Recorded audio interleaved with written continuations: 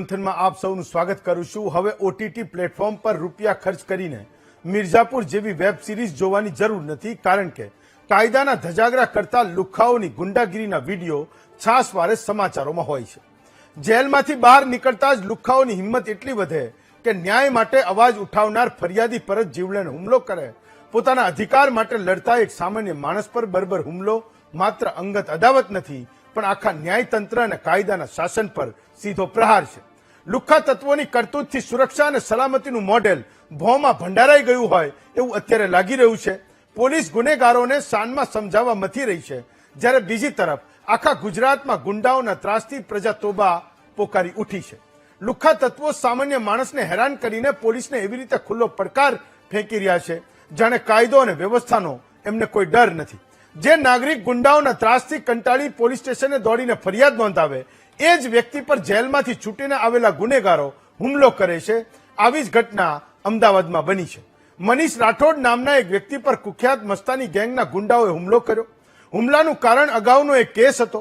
April મહિનામાં ફરિયાદીએ આ વ્યાજખોરો પાસેથી 30% વ્યાજે પૈસા લીધેલા। પૈસા એને નક્કી કરેલું વ્યાજ તો ચૂકવી દીધું, છતાં આ લોકોનું પેટ ભરાયું નહીં। વ્યાજખોરોનો ત્રાસ એટલો વધી ગયો કે ઘરમાં ઘૂસીને પરિવાર સાથે ધમકી અને મારપીટ કરી।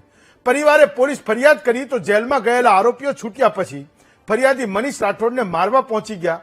ત્યારે સવાલ અહીંયા એ છે કે આવા તત્વોમાં પોલીસને પડકાર ફેંકવાની હિંમત આખરે આવે છે ક્યાંથી? કેમ વ્યાજખોરોને કાયદાનો કે પોલીસનો ડર નથી અને આવા લોકોનું સરઘસ આખરે નીકળશે ક્યારે? આ વિષય પર આજનું મહામંથન છે।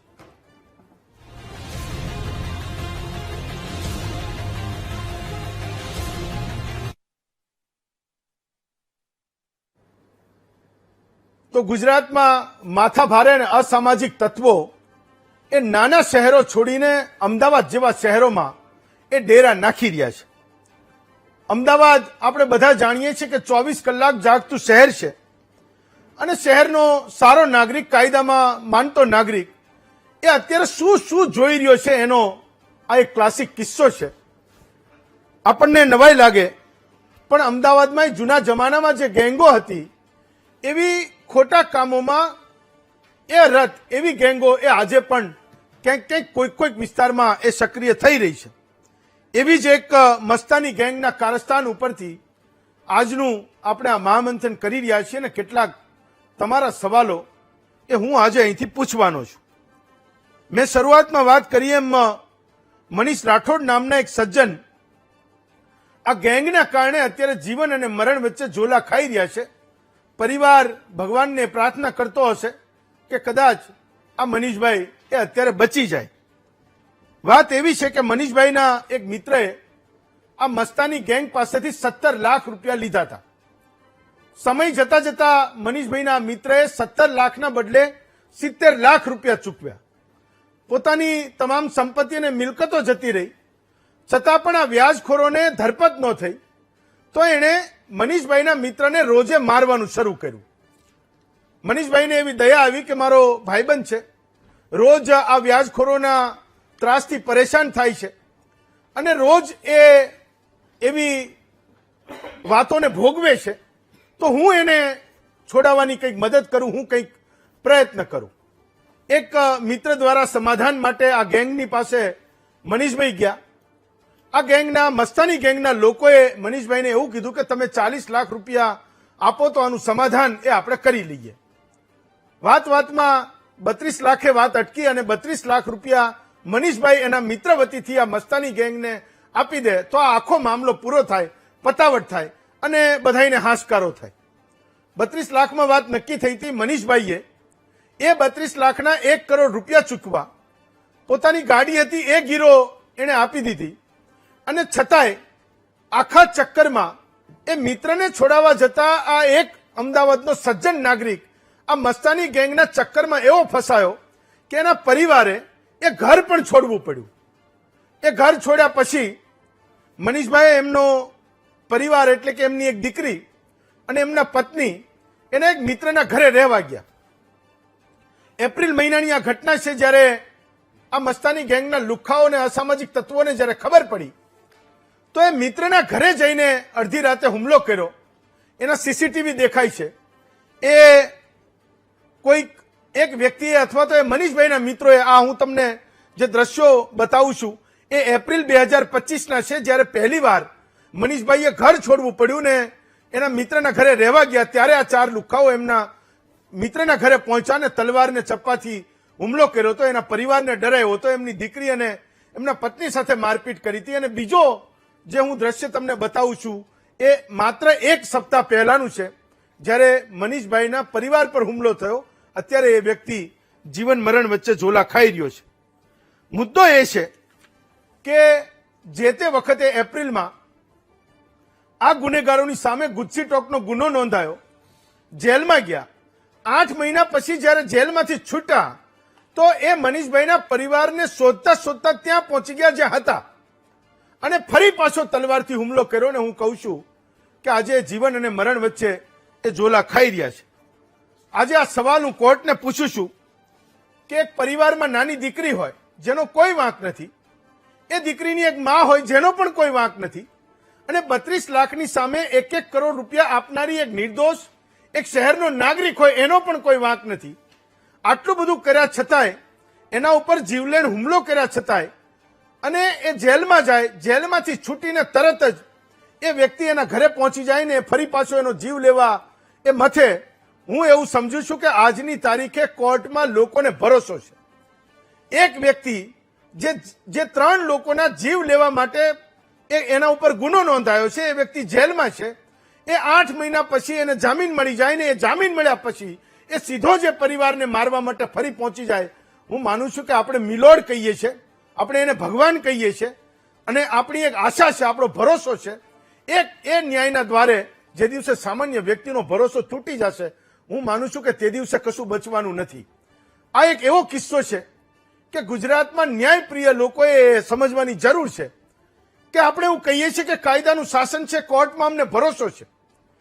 3 લોકોનો જીવ લેવાનો પ્રયત્ન કરનાર, તલવાર અને ચપ્પુ અને બંદૂકથી હુમલો કરનારા લોકો એ માત્ર 8 મહિનામાં જામીન પર છૂટી જાય, પરોલ પર બહાર આવી જાય અને ફરી પાછા જીવ લેવા પહોંચી જાય. હું માનું છું કે કોર્ટની પ્રક્રિયાઓની સામે પણ આ સૌથી મોટો સવાલ છે. જેને આપણે એવું કહીએ છીએ કે અહીંયા ન્યાય તોડાશે, એ ન્યાય તોડનારા લોકોએ પણ વિચારવાનો સમય છે. આ આવનારી પેઢીઓ માટે વિચારવાનો સમય છે. અને આ સવાલ એ ન્યાયમાં વિશ્વાસ કરતા દરેક વ્યક્તિએ પોતાની જાતને પૂછવાની આજે એ જરૂર છે. એ પોલીસ પર પણ સૌથી મોટો સવાલ છે કે કોઈ સંગઠિત બનીને વ્યાજખોરીનું એક આખું નેક્સસ ચલાવે, એની સામે 13 ગુનાઓ હોય, તમે એવું કહો છો કે વ્યાજખોરોની સામે તમે પાસા કરો છો, તો આવા લોકોની સામે પાસા કેમ નથી થતા? બીજો સવાલ એ પણ છે કે મોટી મોટી સોનાની ચેનો પહેરે, જેટલું ઘરેણું એની પાસે છે બધું જ એ બતાવવા માટે ફરે, મોટી મોટી ગાડીઓ લઈને ફરે, એવા લોકોનું સરઘસ પણ ફરજિયાત કાઢવું જોઈએ. હું એવું માનું છું કે એ આજના તારીખની આ અમદાવાદ જેવા શહેરોના નાગરિકોની સૌથી મોટી માંગ છે.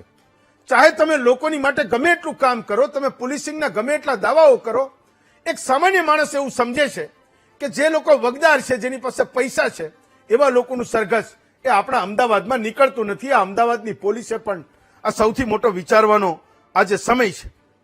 આવા વ્યાજખોરોને સમાજ અને ધર્મગુરુઓ પણ ખૂબ પંપાડે છે. તો કોર્ટ આવી ગઈ, પોલીસ આવી ગઈ, સમાજ આવી ગયો, ધર્મગુરુ આવી ગયા, અને આ બધાના નેજા હેઠળ જો આવા ગુનેગારો મોટા થતા રહેશે તો આજે સાવ સામાન્ય માણસ જેની પોતાની પહોંચ એ બિલકુલ પોલીસમાં નથી, બિલકુલ કોર્ટ સુધી એની જવાની હિંમત નથી, એ મોટા લોકોને સમાધાન માટે નથી લાવી શકતો, એવા લોકો આજે ગુજરાતમાં જશે ક્યાં, એ સૌથી મોટી પીડાની વાત છે. તો એ પરિવારો પણ ક્યાં જાય કે કેટલાક પૈસાનું દાન એ આવા માથાભારે લોકોના તમામ પાપ ધોઈ નાખે છે. આજે એ વિચારવાનો સમય પણ છે. ઘર અને ગાડીઓ પર રામાધણી લખો, પણ એ રામદેવ પીર પણ આવા લોકોની કેમ મદદ કરતા હશે, આજ વિચારવાનો સમય છે. કે કોઈને તમે 17 લાખ રૂપિયા વ્યાજે આપો છો, એની મિલકત લઈ લો, ગાડીઓ લઈ લો, 2 કરોડ રૂપિયા લઈ લો, અને છતાંય કોઈને મારવા માટે તમે તલવાર અને ધારિયા લઈને પહોંચી જાઓ, તો હું માનું છું કે તમે ગમે એટલા રામાધણી લખો, આ તમારા માટે હું એવું સમજુ છું કે તમારા માટે આ છેલ્લી અને અંતિમ તક છે. લોકોની નજરમાંથી ઉતરવું એ સૌથી મોટો ગુનો છે. એકવાર ઉતર્યા ફરી એ નજરમાં ચડવાના નથી. લોકોની નજરમાં ઉતર્યા પછી પણ પોલીસ અને કોર્ટનો સૌથી મોટો રોલ છે, એ સમાજ અને ધર્મગુરુઓનો રોલ છે કે આવા લોકોને કોઈ પણ પ્રકારની શરણ ન આપે. પોલીસ વ્યાજખોરોની સામે અભિયાન ચલાવી રહી છે, લોક દરબાર યોજી રહી છે અને પાસા જેવા કાયદામાં એમને જેલમાં પણ પૂરી રહી છે. છતાંય આવા લોકોની હિંમતને તોડવા માટે પોલીસે કંઈક વધારે કરવાની જરૂર છે. ક્યારેક એવું પણ બને છે કે લોક દરબારમાં કોઈ એવો પીડિત પરિવાર આવ્યો હોય જેની મિલકત જતી રહી, 10 લાખના બદલામાં કરોડ રૂપિયા એને આપી દીધા અને બધું જ જતું રહ્યું. છતાંય એ ઘટના રાજકોટમાં બની હોય, તમે અમદાવાદમાં એને ફરિયાદ કરતા સાંભળો, લોક દરબારમાં એની હાજરી હોય, આપણે એમને પૂછીએ કે તમારી સાથે આ ઘટના તો રાજકોટમાં બની છે, આ તમારી મિલકત તો રાજકોટમાં હતી, ગુનો રાજકોટમાં બન્યો છે, તમે અમદાવાદના લોક દરબારમાં કેમ તમે આવી રહ્યા છો? જ્યારે તમે એને પૂછો તો એ કહેશે કે મને મારા ઘરે જતા એ ડર લાગે છે. ક્યારેક એવું પણ બને છે કે પોલીસ લોક દરબાર યોજે, આવા વ્યાજખોરો એ સૌથી પહેલા જ એને ફોન કરી દે કે ખબરદાર, જો પોલીસના લોક દરબારમાં ગયા છો તો એવા કેટલાય હજારો પરિવારો હશે કે જે પોલીસ પાસે ફરિયાદ કરવા આવતા પણ એ ડરે છે. હું તમને આ ઘટનાની એ એપ્રિલમાં બનેલી વાત, એના સીસીટીવી ફૂટેજ, એ પરિવારે શું કીધું ને પોલીસે એ વખતે શું કીધું હતું હું તમને સંભળાવું છું ને પછી હું સવાલ જવાબને ખુલ્લા મૂકું છું. લોકો બધા મસ્તાની ગેંગથી ઓળખાય છે. આ લોકોનો આખું એક નેટવર્ક જ છે અને બહુ ટાઈમથી હું આમનામાં ફસાયેલો છું, 2.5-3 વર્ષથી. અને લગભગ છેલ્લા 8 મહિનાથી મેં આમના ત્રાસથી ઘર છોડી દીધું છે.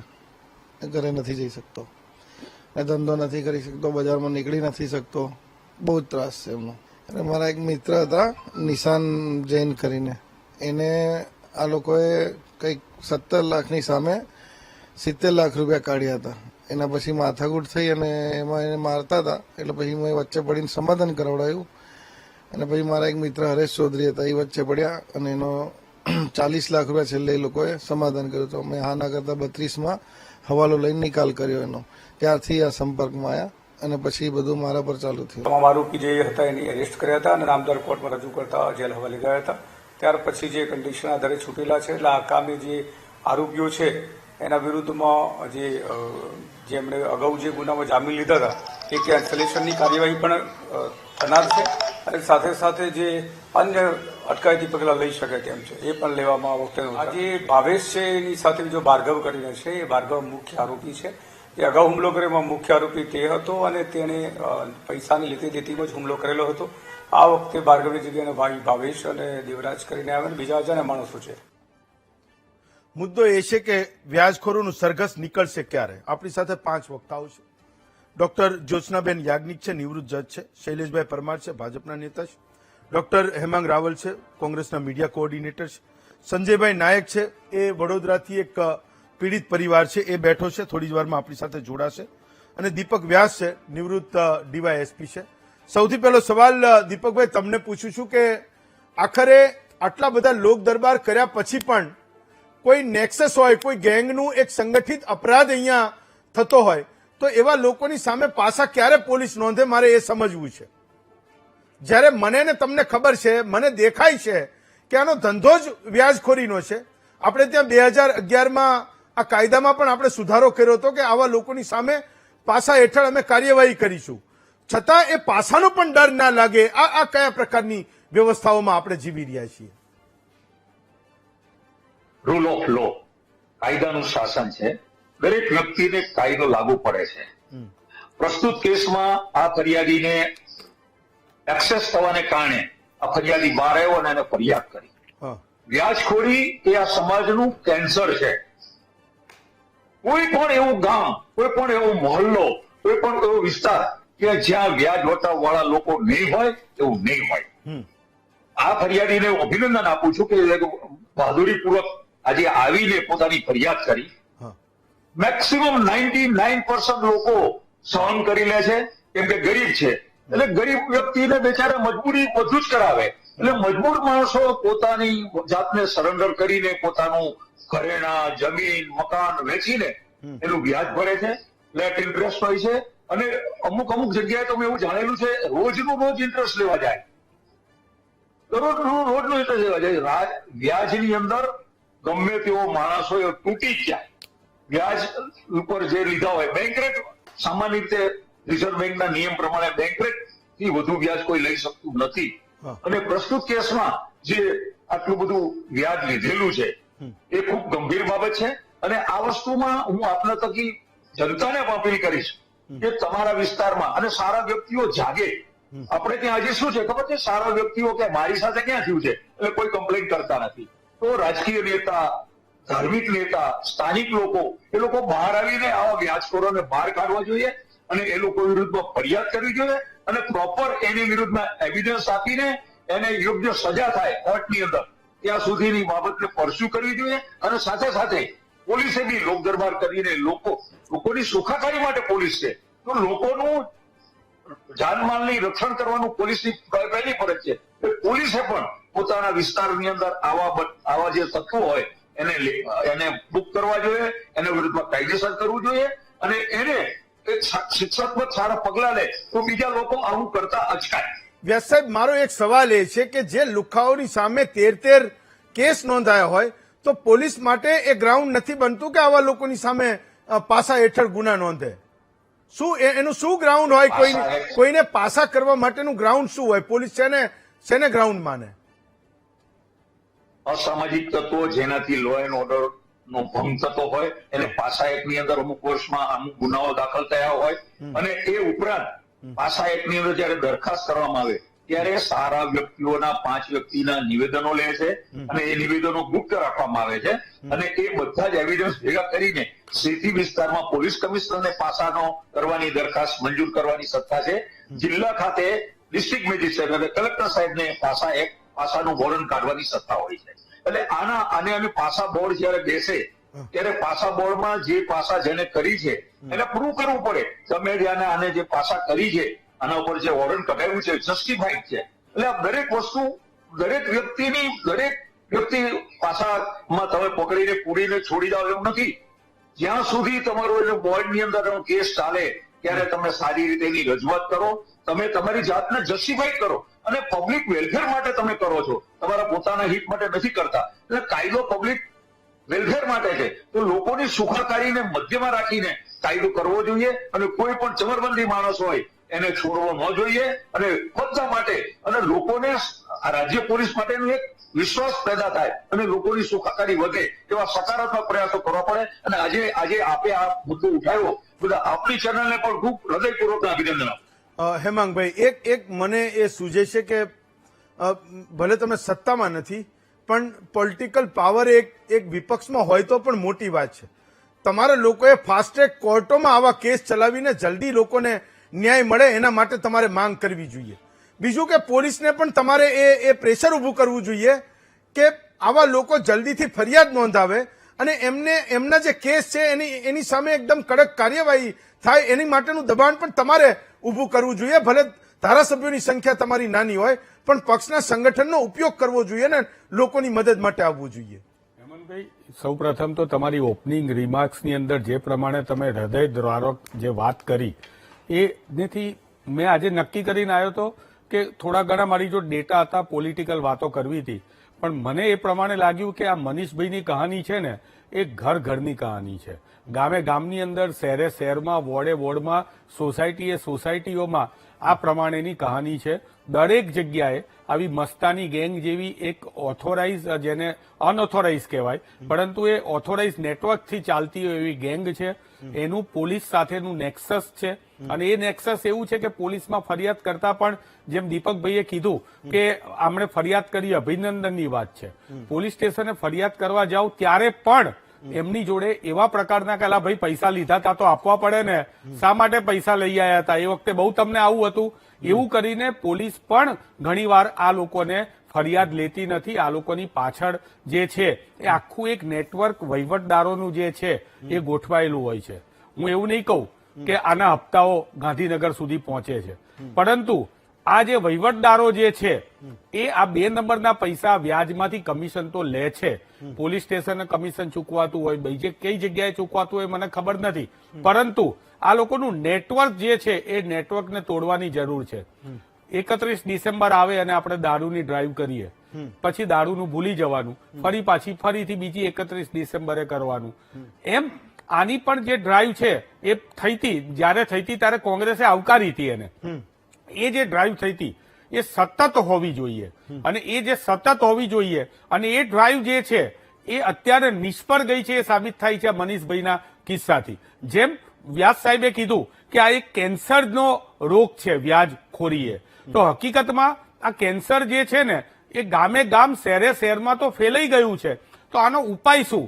આનો ઉપાય ગૃહમંત્રીશ્રીએ કીમોથેરાપી જ કરવી જોઈએ. આવા નાના નાના ઇન્જેક્શનો મારીને એનેથી કંઈ થવાનું નથી. એન્ટીબાયોટિકના ઇન્જેક્શનથી થોડો સમય માટે એ તમે રોગ શમે, પરંતુ રોગને નાબૂદ કરવો હોય તો તમારે આ લોકોમાં, આવા મસ્તાની ગેંગ જેવા લોકોમાં ડર પેદા કરવો જોઈએ. હું તમને નાની વાત કરું, કોંગ્રેસે વારંવાર અહીંયા વીટીવીના માધ્યમથી પણ જયારે ડ્રગ્સની વાત હતી ત્યારે અમે લોકોએ ડ્રગ્સના પેલા ગોગોના સાધન બતાવ્યા હતા, અને આજે સરકાર એના ઉપર પ્રતિબંધ મૂક્યો, અમે આવકારીએ છીએ. એમ આજે તમે જુઓ, કોઈ પણ જગ્યાએ આ મારી જોડે પ્રોમિસરી નોટ છે, કોઈ પણ સ્ટેશનરીની દુકાનની અંદર આ પ્રોમિસરી નોટ જે છે એ તમે ત્યાં જઈને માગો.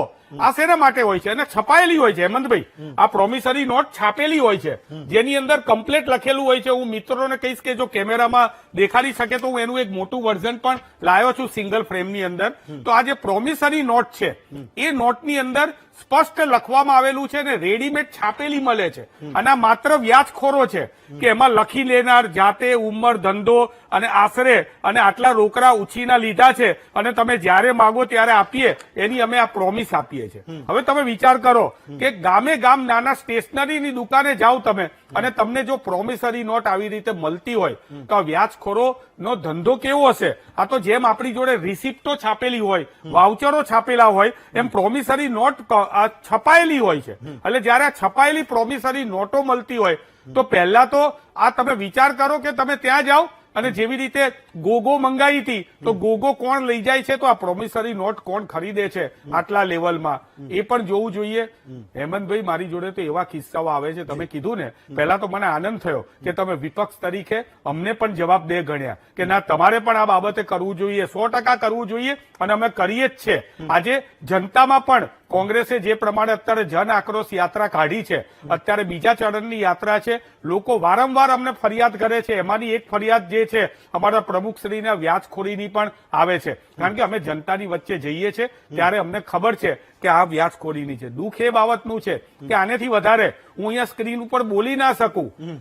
જેણે વ્યાજ લીધેલું છે એના ઘરની મહિલાઓ અને એના ઘરની દીકરીઓને પણ છોડવામાં નથી આવતી. બહુ દુઃખદ બાબત છે. આનેથી વધારે એક સંસ્કારી ચેનલમાં આપણે બોલી પણ ના શકીએ એ પરિસ્થિતિ છે. હું તો એમ કહું છું સરકારને કે કોંગ્રેસ પક્ષ તરીકે અમારા વિધાનસભા વિરોધ પક્ષના નેતા તુષારભાઈ ચૌધરી અને અમારા પ્રમુખ માનનીય અમિતભાઈ ચાવડા તમારી સાથે છે. તમે કડકમાં કડક પગલા લો, કડકમાં કડક કાયદા લાવો. આવા મસ્તાની ગેંગ જેવાને તમારે સરઘસ કાઢીને જે કરવું હોય કરો, પણ ત્યાં તો પેલા સોનાના ચેન પહેરેલાની સરઘસ નથી નીકળતી. સરઘસ માત્ર પાયલ ગોટીઓના નીકળે છે. એની જગ્યાએ આવા લુખ્ખાઓના, આવા ગુંડાઓના સરઘસ કાઢો અને એવો દાખલો બેસાડો કે ભવિષ્યમાં કોઈ પણ લોકો જે છે એ આ પ્રમાણે વ્યાજથી જે લીધેલા પૈસા જે હોય એ લોકો ઉપર કોઈ અસર ના થવી જોઈએ. બીજી વાત, વ્યાજ એ લોકો લે છે કેમ? કારણ કે બેરોજગારી છે, કારણ કે ધંધાની અંદર મંદી છે, એના લીધે લોકો વ્યાજે લે છે. એના માટે સરકારે પણ લોનની સિસ્ટમ, અને બીજી વાત, આ તો મસ્તાની ગેંગ જેવા જે છે એને તમે વિડીયો સામે લાયો, આવા ઓર્ગેનાઇઝ માફિયાઓ, એટલે કે જે અત્યારે નોન બેન્કિંગ ફાઇનાન્સ કંપનીઓ જે છે, હું નામ સાથે નામ આપવા તૈયાર છું, એ ફાઇનાન્સ કંપનીઓ પણ હવે ગુંડાઓ રાખીને લોકોના ઘેર આ પ્રમાણે જે લોન આપેલી હોય, પર્સનલ લોન આપેલી હોય, એના માટે પણ આવા જ પ્રકારના દબાણ કરે છે. અને એની અંદર પણ મારે કેવું છે તમને કે તમે કોઈ પર્સનલ લોન લીધેલી હોય, બેંકની લોન લીધેલી હોય, તો તમારે ત્યાં કોઈ આવા લોકો આવે તો પણ તમે 100 નંબર બોલીને પોલીસને બોલાવી શકો છો, અને આવા લોકોની સામે પણ તમે કાયદાકીય તમારી હથિયાર ઉગામી શકો. શૈલેષભાઈ, તો આ એક પોલિટિકલ કોન્સેન્સસનો મુદ્દો છે. માનો કે તમે એવું માનતા હોય કે તમે સત્તામાં છો ને તમારા સુધી આ લુખાઓ ક્યારેય નહીં પહોંચી શકે, તો એ માનવાનું એ બિલકુલ વ્યાજબી કારણ નથી. આ તમારા ઘરે પણ ગમે ત્યારે પહોંચી શકે છે. અને સામાન્ય માણસની પીડા એ તમારે એવું સમજવું કે આ મારા ઘરે જ વીતી રહી છે, મારા પરિવારના સભ્યો પર વીતી રહી છે. આવા લોકોના જાહેરમાં સરઘસ કાઢવા માટે તમારા લોકોએ પણ સ્ટેન્ડ લેવું જોઈએ. તમારે પણ કહેવું જોઈએ કે ગમે એટલો પૈસાવાળો હોય, એ કરોડો અબજોપતિ હોય, એને ગમે એ સમાજ અને ધર્મગુરુઓનું શરણ હોય, પણ આવા લોકોનું સરઘસે ફરજિયાત નીકળવું જોઈએ અને તો જ એમની હિંમત તૂટશે. અને ફરીવાર એ આવા પરિવારોને એ પરેશાન કરતા એ થોડા પણ ડરશે. એની હિંમત તોડવાની સૌથી મોટી જરૂર છે. એ પોલિટિકલ લોકોએ સૌથી પહેલા સમજવાની જરૂર છે. તમે માનો છો કે નથી માનતા? હિંમતભાઈ, આપની વાત સાથે સંપૂર્ણ સહમત છું. જે રીતે પ્રથમ જ્યારે તમે શરૂઆત કરી અને જે આખી કહાની કીધી, ત્યારે જ મને તો એવું થયું કે આ કયા પ્રકારની આ લોકો કયા પ્રકાર સુધી ગુનાખોરી અને ક્રૂરતા આચરે છે. હવે આવા જે લોકો છે ને, એ માનો કે તમે હમણાં કીધું કે તમારા પરિવારના જ લોકો છે, આ પરિવારના જ છે. આપણી સરકાર ગુજરાતની છે, એમાં કોઈ નાગરિક હોય, આપણા પરિવારનો મનીષ રાઠોડ જે છે પીડિત, એ આપણા પરિવારનો સભ્ય જ છે. આવા કેટલાય મનીષ રાઠોડ જે હશે, એમણે કોઈ ફરિયાદ પણ નથી કરી અને હેરાન થતા હશે. પણ મારે એટલું કેવું છે કે આ સરકારના ગૃહમંત્રી અને ડેપ્યુટી સીએમ હર્ષભાઈ સંઘવી એમણે જાહેરમાં કીધું છે કે અસામાજિક તત્વોને છોડવાના નથી. હમણાં મારા ભાઈબંધ કોંગ્રેસના વક્તાએ પણ સારી વાત કરી કે થોડા સમય પહેલા વ્યાજખોરો માટે, અસામાજિક તત્વો માટે, લેન્ડ ગ્રેબિંગ કરતા એના માટે, દારૂ વેચતા હોય એના માટે ડ્રાઈવ કરી હતી. અને વ્યાજખોરી જે કરતા હોય એના માટે તો સઘન ડ્રાઈવ કરી હતી અને એમાં કેટલાય લોકોને પકડાતા, જેલના સળિયાની પાછળ નાખ્યા હતા. એ આ જ સરકાર હતી. બીજું મસ્તાની ગેંગ. હવે મસ્તાની ગેંગ તો ઠીક છે, ભૂતકાળમાં જે સારી જેને કોંગ્રેસના વખતે ગેંગો કહેવાતી હતી ને, એવી જે મોહમ્મદ સુરતીની ગેંગ એ સુરતમાં હતી, એ પૂરું કરવાનું કામ પણ ભારતીય જનતા પાર્ટીએ કર્યું છે. એ લતીફ 4 જગ્યાએથી ચૂંટાતા હોય અને જે એનું ચાલતું હતું, એ દારૂ વેચતા હતા, એ પૂરું કરવાનું કામ પણ ભારતીય જનતા પાર્ટી આવ્યા પછી રાજુ રિસાલદાર હોય, એ બધાની વાત એટલે તો એમનો વારો નથી. એટલે નહીં. હવે હજી તમે એવું કહેશો નહીં, આ મૂળ કઈ સ્પર્ધા થોડી છે કે એની વખતે 3 ગેંગ હતી તો અમારી વખતે 4 હોવી જોઈએ, અથવા એની વખતે 3 હતી તો અમે 2 માં સંતોષ માની લઈએ. બિલકુલ આ તો કોઈ હેમંતભાઈ, હું એમ કહું હું હજુ છું કે કહું છું આવા કે લોકો સંવેદનાઓની જરૂર છે. લોકો એ કમ્પેરિઝન નહીં કરે, ક્યારેય નહીં કરે. તો તમને મેન્ડેટ આપ્યો, તમારી પાસેથી અપેક્ષા રાખો. હું સ્વીકારું છું, સત્તાને જ સવાલ હોય ને તમારી વાત પણ સાથે પણ સહમત છું. પણ હું એમ કહેવા માંગુ છું, આ મસ્તાની ગેંગની જે વાત થઈ છે એના સંદર્ભમાં કહેવા જાઉં છું કે આતંકવાદી પ્રવૃત્તિઓ કરતા હોય એવા લોકોને પણ ભો ભેગા કરેલા છે એ આ સરકાર છે. મારો કહેવાનો મતલબ એ હતો. બીજું, જે પ્રકારની વ્યાજખોરી અને એમાં પણ લાયસન્સ વગર વ્યાજ વટાવનો ધંધો કરવો, ફાઇનાન્સનું કામ કરવું, એ ગુનો જ છે. એના માટે આઈપીસીની કલમ જો બોલવા જઈએ તો 506, 420 થી લઈને 143, 44 અને 48 સુધીની છે. અને કોઈને ધાક ધમકી આપવી, મારવો અને એ પછી પાછા જેલમાંથી છૂટા હોય હિંમતભાઈ, અને પછી પાછું ગુનાખોરી આચરે. એટલે જયારે એને જામીન મળ્યા હોય તો જામીનમાં પણ જોગવાઈઓ હોય છે, કેટલાય પ્રકારની જોગવાઈનો ભંગ એમણે કર્યો હોય છે. એટલે જયારે એ આવી રીતે અચાનક કરી બેસે અને પછી પોલીસના હાથમાં આવે, પછી એની રિમાન્ડ, પછી એની કુકડા ચાલ થાય છે ને, ત્યારે રોતા હોય છે ને ત્યારે એમ કહેતા હોય છે કે આ કરવા કરતા હવે અમને મારી નાખો. આપણે પાલનપુર વાળો કિસ્સો જોયો છે. પણ જે લોકો પીડિત છે, જે લોકોએ આ પ્રકારે પૈસા લીધા છે અને જે લોકો હેરાન થાય છે, એમને હું આપણા વીટીવીના જાહેર મંચથી કહું છું કે સરકાર તમારી સાથે છે. તમે ફરિયાદ કરો અને ફરિયાદ કર્યા પછી માનો કે કોઈ પોલીસના લોકો આમાં સંડોવાયેલા છે, કોઈ પદાધિકારી છે, અધિકારી છે, તો એને પણ છોડવાના મતમાં નથી. વ્યાજ લેવું એ મોટું પાપ છે. એ મનીષભાઈ રાઠોડ હોય કે કોઈ પણ હોય, એ પાલનપુર વાળો કિસ્સો હોય કે અમદાવાદ વાળો કિસ્સો હોય કે ગુજરાતના કોઈ પણનો કિસ્સો હોય, કચ્છ અને અંજારમાં જે આવી પ્રવૃત્તિ કરતા હતા એની આપણે થોડા સમય પહેલા જ ખબર છે કે એના ઘર ઉપર પણ ડિમોલેશન કર્યું હતું અને એની મિલકતો જે છે એને પણ સીઝ કરી હતી. આ જે લોકો છે, મસ્તાની ગેંગ હોય કે ગમે તે ગેંગ હોય, એના ઉપર પણ પોલીસનો સકંજો આવશે અને એમાં કાયદાનું કામ કરશે. અને એ પછી એ કુકડા ચાલશે ને ત્યારે જાહેરમાં પગે પણ લાગતા હશે. ચલો, હું હજુ પણ તમારી પાસે આવું છું. કેટલાક સવાલો એ જનતાના પણ છે. હેમંતભાઈ, તમારી પાસે પણ આવું છું. ડોક્ટર યાજ્ઞિક, મારો એક સવાલ એ છે, મેં શરૂઆતમાં કીધું કે કોર્ટ ઉપર લોકોને ભરોસો હોય છે, પણ જે આજનો કિસ્સો છે કે એક વ્યક્તિ એક પરિવારનો જીવ લેવા તલવાર અને ચપ્પુ અને બંદૂકો લઈને જાય, એમને મારે, હોસ્પિટલાઇઝ કરવા પડે, એ જેલમાં જાય, એની સામે ગુસ્સીટોકનો ગુનો નોંધાય, 8 મહિનામાં એ ફરી પાછો જેલમાંથી છૂટીને એની હિંમત ચાલે કે ફરી પાછો એ પરિવારને મારવા જાય, એનો જીવ લેવા જાય.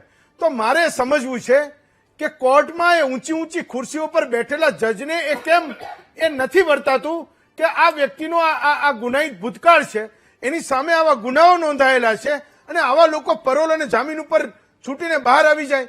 જ્યારે તમે પોલિટિકલ લીડરશીપને પૂછો તો એ સૌથી મોટો વાંક એ કોર્ટોનો કાઢે છે કે અમે લોકોએ તો કાર્યવાહી કરી, પોલીસે તો કાર્યવાહી કરી, પણ કોર્ટમાંથી જામીન લઈને એ લોકો છૂટી ગયા. આ હાઇટની વાત છે ને ગુજરાત એ આવી ન્યાય વ્યવસ્થાઓને ક્યારેય નથી ઈચ્છતું. હું માનું છું કે આમાં કોઈક એવી કોઈક બદલાવ થવો જોઈએ કે સામાન્ય માણસનો ભરોસો એ ફરી રીઇન્સ્ટોલ થાય, એ કોર્ટ પ્રત્યે એને ન્યાય મળશે જ એવી એને લાગણી થાય ને એનો જે અતૂટ વિશ્વાસ છે એ તૂટે નહીં, એ બરકરાર રહે. ડોક્ટર યાજ્ઞિક. એક અગત્યની વાત આપણે એવી સમજવી છે કે આ જે બેલ છે એ વચગાળાની વ્યવસ્થા છે. હવે જે કાયદો છે એની અંદર બેલ આપતી વખતે એનો આગળનો જે ગુનાહિત ભૂતકાળ કે એ જોવાનું નથી. એ વખતે એનો જે લિબર્ટીનો રાઈટ છે આર્ટિકલ 21 બંધારણ મુજબ એ અગત્યનો છે. એટલે એને કોર્ટે કેમ છોડી દીધો એવું કહેવાના બદલે કોર્ટ છોડી ના શકે એવી તપાસ એજન્સીની કાર્યવાહી હોય, અદાલત પાસે પોલીસ તપાસના એવા કેસ પેપરો મુકાય કે જેમાં કોર્ટને સ્કોપ ના રહે. હવે જયારે તપાસના કાગળો નબળા હોય અથવા કાયદો એવો હોય અથવા તો સિચ્યુએશન એવી હોય અથવા એને શકનો લાભ મળે એવું દેખાતું હોય, એવા સંજોગોમાં જજ ના છોડે તો એ ન્યાય ધર્મનો પાપ છે. એટ ધ સેમ ટાઈમ જે ભોગ બનનાર છે એના અધિકારોનું પણ રક્ષણ આજકાલ કરવામાં આવે છે. કારણ કે હવે જે આપણી ન્યાય વ્યવસ્થા છે એમાં વિક્ટિમોલોજી અને પિનોલોજી, ક્રિમિનોલોજી આ બધાનું મહત્વ છે. એટલે એવું નથી કે આપણે ભોગ બનનાર તરફ આંખ મીચામણા કરીએ છીએ, પરંતુ બેલના તબક્કે અદાલતે પ્રથમ દર્શનીય વાત જોવાની હોય. આ તપાસના કાગળમાં પર્યાપ્ત પુરાવા હોય તો અદાલત ન છોડે. પર્યાપ્ત પુરાવા ન હોય તો એવા સંજોગોમાં છોડવા જ પડે જામીન ઉપર. અને એ વખતે એનો ગુનાહિત ઇતિહાસ ન જોવાય, આખી ટ્રાયલ પતી જાય, અંતમાં જયારે છેલ્લું મારે ન્યાયની એડજ્યુડિકેશન કરવાનું હોય તે તબક્કે મારાથી જજ તરીકે જોઈ શકાય, મારાથી અથવા કોઈ પણ ન્યાયાધીશથી એ તબક્કે જોઈ શકાય કે આનો ગુનાહિત ભૂતકાળ કેવો છે અને એને કેટલા ગુના કર્યા છે. ઘણીવાર તો એવું બને છે કે તપાસના કાગળોમાં એના ગુનાહિત ભૂતકાળની હકીકત પણ ના લખી હોય અને છાપામાં અથવા મીડિયામાં એ હકીકત આવે, તો આવું પણ બનતું હોય છે. એટલે અદાલત કાયદા અનુસાર ચાલે છે અને બેલ એક અધિકાર છે. બેલ એ છે એ જનરલી આપવાની વસ્તુ છે અને જેલમાં રાખવો એ અપવાદ છે. પણ આ અપવાદ અસરકારક રીતે કોર્ટ હુકમના સ્વરૂપે આપશે કે જ્યારે કોર્ટ પર્યાપ્ત પુરાવો પ્રથમ દ્રષ્ટિએ રીતે જોવે. ઘણા ખૂનના આરોપી, બળાત્કારના આરોપીઓ 50 જામીન અરજીઓ કરે છતાં પણ નથી છોડતા. છેક નીચેની કોર્ટથી સુપ્રીમ કોર્ટ સુધી નથી છોડતા.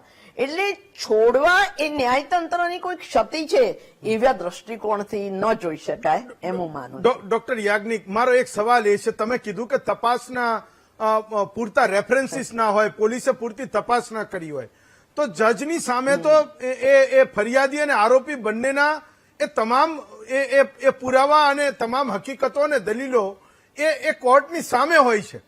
શું જજ એ માનવતાના ધોરણે ઇન્ટરવીન ના કરી શકે કે તમારી તપાસ અધૂરી છે અથવા અપૂરતી છે, આ વ્યક્તિ ફરી પાછો એને જામીન મળી જશે, તમે એવી કલમો ઉમેરી છે, જામીન મળી જશે ને ફરી પાછો કોઈનો જીવ લેવા પહોંચી જશે? આ નહીં થાય તો હું માનું છું કે બધું કાગળ ઉપર જ રહેવાનું છે ને આપણે બધા ન્યાયના નામે, પોલીસિંગના નામે, કાયદાના નામે એ ખાનાપૂર્તિ કરતા રહી જશું. એટલે આ એક લાગણી થઈ, પણ ફ્રી અને ફેર ઇન્વેસ્ટિગેશન એ પોલીસનો મુખ્ય અધિકાર છે.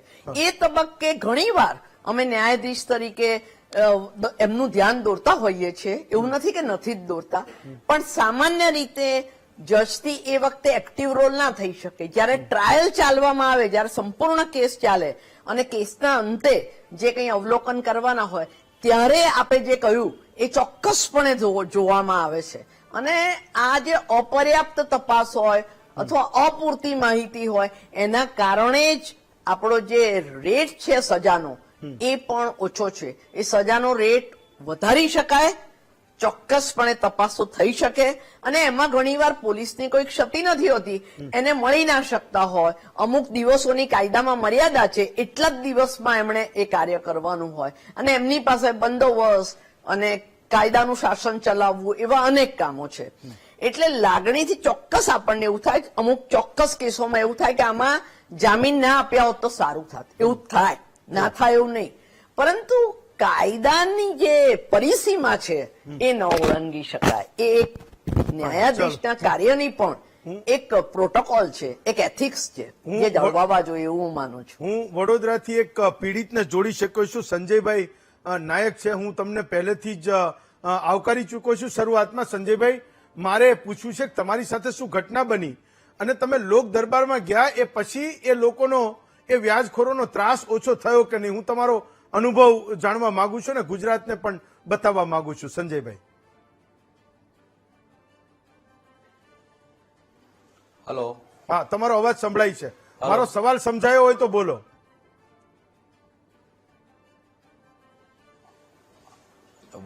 વ્યાજખોરોનો ત્રાસ તો ઓછો થઈ ગયો છે અમારા ત્યાંથી. તમને તમારો અવાજ પાછો આવે છે? પાકો અવાજ. તમને તમારો અવાજ પાછો આવતો હોય તો ઇયરપીસ હલો. કાઢી નાખો કાનમાંથી અને સળંગ બોલી જાઓ.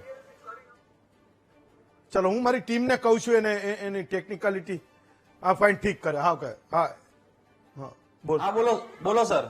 હા, હવે હું બોલું એ નહીં સંભળાય તમને. ફાઇન. હેમાંગભાઈ, તમે આંગળી ઊંચી કરતા હતા. જો હેમંતભાઈ, હા, મેં સૌપ્રથમ તો આખા તમારા કાર્યક્રમની અંદર મેં પહેલા તો હું રાજકીય બધું ઘણું બધું લખીને લાવ્યો હતો. હા. મારે બોલવું નહોતું હા. અને મેં જે પ્રમાણે જે તમે શરૂઆતની કહાની કીધી ને હા. એ કહાનીથી મને એટલું બધું મનમાં લાગી આવ્યું કે ભાઈ આવા લોકોને આ રીતે હેરાન કરવામાં આવે છે અને આવા તો અસંખ્ય લોકો છે. પરંતુ જયારે મારા સાથી ભારતીય જનતા પક્ષના પ્રવક્તા મિત્રએ લતીફ સુધી લઈ ગયા, બલાત્કારની વાત આવે તો કે તમારા સમયે બલાત્કાર થતા હતા એટલે અત્યારે થાય છે, કોઈ પણ વાત આવે, ચોરીની વાત આવે કે તમારી જોડે વખતે થતી હતી એટલે અત્યારે થાય છે, કોઈ પણ વાત આવે, ભ્રષ્ટાચારની વાત આવે તો કે તમારી સમયે થતા હતા. અલા ભાઈ, 30 વર્ષ પહેલા અમને સરકારમાં, અમારી જયારે સરકાર હતી ત્યારે તમે લતીફને યાદ કરો છો? તમને ખ્યાલ છે લતીફનું એન્કાઉન્ટર કઈ સરકારમાં થયું? કોંગ્રેસ સમર્થિત શંકરસિંહ વાઘેલાની સરકારમાં આ લતીફનું તો એન્કાઉન્ટર કરેલું છે. કરો ને મસ્તાનીનું ગેંગનું એન્કાઉન્ટર. લો, અત્યારે હું ચેલેન્જ આપું છું, કરો એન્કાઉન્ટર. ખાલી વાતો કરવાની, ખાલી અને હમણાં બધી આઈપીસી ની કલમો બોલી ગયા. અલા ભાઈ, તમારી ડાયરીની અંદર આ જૂની કલમો ના બોલો. હવે બીએનએસ આવી ગયું છે, ભારતીય ન્યાય સંહિતા આવી ગયું છે, આઈપીસી અત્યારે નથી ચાલતી. તમારે મસ્તાની ગેંગને કરવું હોય તો સૌથી પહેલા તો પ્રવક્તાઓને પણ અપડેટ રહેવું જોઈએ કે કઈ કલમો ચાલે ને 420 ની કલમ આની અંદર ના આવે. હવે જે વાત હતી એ કહું તમને. અરે, ગૃહમંત્રી શ્રીને આરટીઆઈ કરીને હું તો જાહેરમાં કહું છું કે ગૃહમંત્રી શ્રી, તમે અત્યારે કીધું કે અમારા ગૃહમંત્રી શ્રી મક્કમ છે અને પેલા ઉપમુખ્યમંત્રી પણ હવે તો થઈ ગયા છે અને બહુ મજબૂત ને કડક છે. આરટીઆઈ કરીને હું હમણાં માગીશ કે કેટલા લોકોએ મને, વડોદરાથી આ ભાઈ બેઠેલા છે, વડોદરાના 4 લોકોએ મને કીધું છે કે ગૃહમંત્રીને મેં અરજીઓ આપેલી છે અને અમારા શિક્ષક સમાજના છે, ગૃહમંત્રીને અરજીઓ આપેલી છે પણ હજી પણ મારી જોડે આવું ને આવું થાય છે. બીજી વાત, અરે ઘરો લખાવી, જેમ આ મનીષભાઈનું લીધું ને એમ બધાના ઘર લખાવી લેવામાં આવે છે. પહેલા જ ઘરના કાગળો તમારી જોડે શું છે, ગાડીના કાગળો, ઘરના કાગળો, પાવર ઓફ એટર્ની લઈ લેવામાં આવે છે. અને નામદાર જજ મેડમ સાહેબે બહુ સાચી વાત કરી કે પોલીસ જ ત્યાં અમારી સામે ફેક્ટ સાચા રજૂ ના કરતી હોય તો અમારે તો આપી દેવા પડે ને. હવે આ મસ્તાની ગેંગ જે છે એ મસ્તાની ગેંગ તો એ પોલીસ કોની અંડરમાં આવે છે? પોલીસ ગૃહમંત્રી શ્રીની અંડરમાં આવે છે. ગૃહમંત્રી શ્રીને સરકાર એટલે કે ભારતીય જનતા પાર્ટીની સરકાર. તો તમારી જવાબદારી હોય એમાં તમે હાથ ઊંચા કરો છો અને હજી કોંગ્રેસને હું તો ભાઈનો આભાર માનું કે જવાહરલાલ નહેરુને એમણે આમાં ના લાયા. નહીંતર એ તો એમ પણ કે આ મનીષભાઈને જે વ્યાજખોરીનું દૂષણ છે એના માટે જવાહરલાલ નહેરુ જવાબદાર છે. અરે ભાઈ, પ્રજા મરી રહી છે, પ્રજાની હાલત ખરાબ છે વ્યાજખોરીની અંદર. મેં કીધું એમાં પ્રોમિસરી નોટો એ જાહેરમાં વેચાય છે, લોકોની બેન દીકરીઓ જે છે એનું અત્યારે હું બોલી ના શકું એવા લોકોએ મને ફોન કરીને એમની ફરિયાદો કરે છે. પોલીસો ફરિયાદ નથી લેતા. તમારું તંત્ર જે છે, ગીતાની અંદર છેલ્લી વાત હેમંતભાઈ, ગીતાની અંદર લખેલું છે કે પરિસ્થિતિનો સ્વીકાર કરીશું તો જ પરિસ્થિતિનો સામનો કરી શકીશું. હજી પરિસ્થિતિનો સ્વીકાર નથી કરતા કે હજી પણ ગુજરાતની અંદર વ્યાજખોરીનું ચુંગલ ચાલુ છે. એ સ્વીકાર કરશો તો જ એની સામે આપણે લડાઈ લડી શકીશું. ને અમે તો ઓપન ચેલેન્જ આપી કે અમે તમને સમર્થન આપીએ છીએ, પણ તમારે જ આજે એ નહીં કરતા કેવું પેલી કહેવત છે ખાલી જગ્યાનું આંગણું વાંકું એ જ કરવાનું હોય તો મને લાગે છે કે આ મનીષભાઈ જેવા કિસ્સાઓ રોજ રોજ આવતા જવાના. શૈલેષભાઈ, દીકરીઓના કિસ્સામાં પોલીસે છેલ્લા 6-7 કિસ્સાઓમાં ફાયરિંગ કર્યું. ગુજરાતમાંથી તમને કોઈએ સવાલ નથી કર્યો. પોલીસને લોકોએ વખાણી કા સારું કામ કર્યું. દીકરીઓની સામે અત્યાચાર કરનારા લોકોની નશ્યત થવી જ જોઈએ. મારો સવાલ એ છે કે વ્યાજખોરીના મોટા ભાગના કિસ્સામાં જેનો સમાજ એની પડખે નથી આવતો, એ મોટા ભાગના લોકો બિચારા રીબાઈ છે અને આવા તલવાર અને એ ચપ્પુના હુમલાથી બિચારા એ પોતાનો જીવ ગુમાવે છે. ક્યારેક એવું પણ બને છે કે એટલો બધો માનસિક ત્રાસ આપે, લોકોને આપઘાત પણ કરવા પડે છે. હું એવા પરિવારોની વાત કરું છું જે માત્ર એકલા અટુલા પરિવારો છે, જે સમાજોમાં હજુ જાગૃતિ નથી, એમને ખબર નથી કે કોઈ સમાજના વ્યક્તિની મદદ કેવી રીતે કરવી જોઈએ. સમાજની મદદ આમાં આવતી નથી. હું હજુ પણ કહું છું, હું હજુ એ સ્વીકારું છું કે હું એક વ્યક્તિ છું, હું ગુજરાતનો નાગરિક છું. મારી સાથે કશું ખોટું થયું તો મારા સમાજને કોઈ લેવા દેવા નથી, પણ થાય છે એવું જે મર્ડરના કિસ્સાઓમાં તમે એના દાખલા દો છો કે એ મરનારો વ્યક્તિ છે, એનો સમાજ જયારે રસ્તા ઉપર ઉતરો ત્યારે તમે એના સરઘસ કાઢો છો ને ત્યારે તમે એને નશ્યત કરો છો. નાના પરિવારો અને સામાન્ય માણસની પીડાઓને સમજવાની આજની તારીખે ખૂબ જરૂર છે. કેટલાક એવા કિસ્સાઓમાં ઝીરો ટોલરન્સની નીતિ ખરેખર એ અપનાવવાની જરૂર છે અને હું માનું છું કે જ્યાં સુધી તમે લોકો નહીં કરો ત્યાં સુધી નહીં થાય. હેમંતભાઈ, આપણે સૌ જાણીએ છીએ કે ગેંગ અને સંગઠિત થઈ અને કોઈ કૃત્ય કરવું કે જે ચલાવવું એ ગુનો જ છે. પણ હમણાં મારા ભાઈ વાત કરતા હતા, પણ મારે એટલું જ કહેવું છે કે વ્યાજખોરીને ડામવા માટે અમે જેટલા પ્રયાસો કર્યા છે, 2025નું વર્ષ જે છે એ આખા વર્ષના માત્ર આંકડા આપીએ ને તો 830 જે લોકો વ્યાજખોરી કરતા હતા એવા લોકો ઉપર એફઆઈઆર કરી છે આખા ગુજરાતમાં. અને હમણાં તમે કીધું એમ કોઈ અસામાજિક તત્વ છે, કોઈ ગુંડા તત્વ છે, કોઈ વ્યાજખોરી કરનાર વ્યક્તિ છે કે સંગઠન છે, એને કોઈ સમાજ જાત કે કોઈ એવું હોતું નથી. એ અસામાજિક તત્વ એ અસામાજિક તત્વ જ છે, એને કોઈ જ્ઞાતિ કે જાતિ હોતી નથી. પણ ગુંડા અમારે ભારતીય જનતા પાર્ટીને તો જયારે આજથી લગભગ 20 વર્ષ પહેલા એવું કહેતા હતા ગુંડા નાબૂદી સમિતિ, ભારતીય જનતા પાર્ટીને ગુંડા નાબૂદી સમિતિ કહેતા કે ગામડામાં કોઈ દાદા દીકરા હોય ને તો એને પણ સીધા રોડે કરવામાં ભારતીય જનતા પાર્ટીની સરકાર અને અમારું સંગઠન કામ કરતું હતું. એ રીતે ગુજરાતમાં જ્યારથી ભારતીય જનતા પાર્ટીની સરકાર આવી ત્યારથી શાંતિ સલામતીની સુખાકારી આવી છે. આપણી મા બેન દીકરી છે ને રાતના 2 વાગે પણ સ્કૂટી લઈને નીકળી શકે છે. પણ આ જે પાસાની હમણાં વાત કરતા હતા, જજ સાહેબ પણ વાત કરતા હતા, તમે પણ વાત કરી, તો 4670 લોકો ઉપર અમે પાસા કરી છે. પાસાના જે નિયમો છે હમણાં વાત કરી, એમાં પાસાના નિયમોમાં 3 વખત ક્યાં એની ઉપર એફઆઈઆર થઈ છે અથવા તો સતત ક્યાંક ને ક્યાંક ગુનાહિત પ્રવૃત્તિમાં આવે છે, તો એવા લોકો ઉપર પણ પાસા કરી છે. અને હમણાં ફરીથી કહું કે ગૃહમંત્રીએ કીધું કે કાયદામાં રહેશો તો ફાયદામાં રહેશો. હજુ પણ હું તમામ લોકોને આપણા વીટીવી જેવા પ્રતિષ્ઠિત માધ્યમથી કહું છું કે કાયદામાં રહેશો તો જ ફાયદામાં રહેશો. આજે નહીં તો કાલે તમારા ઉપર ગુનાનો સકંજો કસાશે અને જ્યાં કોર્ટમાં રજૂ કરવાના કાગળો જે છે અથવા તો ડોક્યુમેન્ટ છે, એવિડન્સ છે, એમાં ક્યાંય પોલીસ ગૃહ વિભાગ દ્વારા ક્યાંય કચાશ રાખી છે તો એની પણ તપાસ કરવામાં આવશે. હેમાંગભાઈ હમણાં પ્રોમિસરી નોટ, આપણે તો કઈ ખબર નથી કારણ કે આપણો વિષય નહીં. હવે હેમાંગભાઈ આ પ્રોમિસરી નોટ ક્યાંથી લાવ્યા છે એ દુકાનનું નામ આપી દે એટલે એના ઉપર પણ આપણે એના ઉપર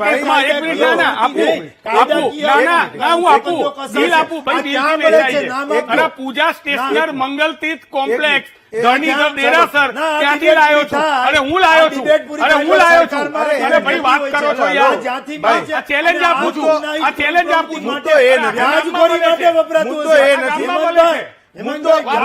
નથી કે પ્રિન્ટેડ છે. પગલા લેવાશે. એક મિનિટ, બંનેને કહું છું, મુદ્દો એ નથી કે પ્રોમિસરી નોટ પ્રિન્ટેડ કરેલી મળે છે. એ તો કોઈને લખાવાનું હોય તો હાથથી પણ લખી નાખે અને જે લોકો પાસે લાયસન્સ હોય છે એને પણ આ બધી વિગતો ભરીને રાખવાની હોય છે. 12% ને 15% વ્યાજ ને 3 વર્ષની સજા ને 25,000નો દંડ ને બીજું ઘણું બધું છે. એ બહુ મોટો મુદ્દો નથી. સંજયભાઈ, તમે તમારો અનુભવ કહેતા હતા. મારો સવાલ એ જ હતો, તમે ફરી કનેક્ટ થયા હોય, મારો અવાજ સંભળાતો હોય તો કરો વાત. તમે આંગળી ઊંચી કરતા હતા. સંજયભાઈ, સાહેબ અમારા ત્યાં આ કિસ્સો હતો. અમારા ત્યાં એક બેનને વ્યાજખોરોથી પરેશાની હતી અને ઘરમાં પૂરી દીધા હતા. હા. પણ અમે એક સામાજિક કાર્યકર્તા રવિરાજ મારો ફ્રેન્ડ છે એમને લઈ અને પછી અમે સ્થાનિક પોલીસમાં અરજી કરી અને સ્થાનિક પોલીસ કે માંજલપુર પોલીસ ચોકીમાંથી અમને ખાસો એવો સહાય મળ્યો અને રેસ્ક્યુ કરી ગયા. એ અમારા જ્યાં વ્યાજખોરે લોક માર્યું હતું એ લોક બી તોડાઈ, પોલીસ જાતે આવીને લોક તોડાઈ અને રેસ્ક્યુ કરીને ત્યાં લઈ ગયા અને અમને માંજલપુર પોલીસ થી બહુ સહયોગ મળ્યો અમને. ચલો હું ત્યારે પણ ખૂબ હા યસ દીપકભાઈ તમારે કંઈ કહેવું છે? દીપકભાઈ, સર્વપ્રથમ તો જયારે આ મુખ્ય સબ્જેક્ટ વ્યાજખોરીનો છે હા. એની અંદર મની લોન્ડરિંગ એક્ટ લાગે છે અને બીજો ગુજરાત નાણાં ધીરદાર કરનાર અધિનિયમ 2011 હા. આ બે કાયદા મહત્વના લાગે છે. જી. એ કાયદાની સજાની આપણે જોગવાઈ જોઈએ ને હા. તો ખૂબ ઓછી નાની સજાની જોગવાઈ છે. હા. દરેક કેસમાં જામીન ઉપર છૂટવાને હકદાર હોય છે. હા. ત્યારે જામીન પર છૂટી જાય હા. ત્યારે ગરીબની એવો ગામની ભાભી પોલીસને દોષારોપણ કરી દો કે પોલીસે ખરાબ કાગળ કર્યા એટલે છૂટી ગયો, એવું નથી. હા. આ બંને એક્ટની અંદર જી. ધારાસભ્યના તમામ લોકશાહીના તમામ ચૂંટાયેલા સભ્યોને મારી વિનંતી છે, આની સજાની જોગવાઈ ધારાસભામાં કાયદો લાવીને એની સજાની જોગવાઈ વધારો અને આ ગુનાને સેશન ટ્રાયલ કરો. એટલે સેશન ટ્રાયલ ગુનો હોય તો સમય મર્યાદામાં કેસ ચાલી જાય અને એનો ન્યાય મળે. એટલે આ બધી વસ્તુમાં ક્યારે આપણે કરીએ અને જ્યાં સુધી ઇન્વેસ્ટિગેશનનો સબ્જેક્ટ છે કે જે પુરાવા ઇન્વેસ્ટિગેશન ઓફિસરને મળે એ ઇન્વેસ્ટિગેશન ઓફિસર એ પુરાવા એકત્ર કરીને એનો કોર્ટમાં ચાર્જશીટ કરે છે અને ફરિયાદી સાહેદો અને ત્યાંના પ્રાયોગિક પુરાવો એફએસએલના પુરાવો આ બધું જ ભેગું કરીને કરતા હોય છે. પરંતુ સામે પક્ષે લોકોએ બી આવવું જોઈએ અને સાથે સાથે હું આજે દિવસો કહીશ કે જેની સાથે વ્યાજ વટાવનો આવું કોઈ અન્યાય થયો છે એને પોતાની એક લેખિત અરજી ડીજીપી સાહેબ અને કમિશનરશ્રીને લેખિતમાં મોકલી આપો. આ સંદર્ભમાં કોગ્નિઝન્સ લેવાશે અને લેવાશે. ચલો હું એવી અપેક્ષા રાખું છું કે ન્યાય માટે કણસતા પરિવારોને આપણે આપણા ગુજરાતમાં ન્યાય અપાવી શકીએ. ડોક્ટર યાજ્ઞિક, શૈલેષભાઈ, હેમાંગભાઈ, સંજયભાઈ અને દીપકભાઈ પાંચેયનો ખૂબ ખૂબ આભાર માનું છું.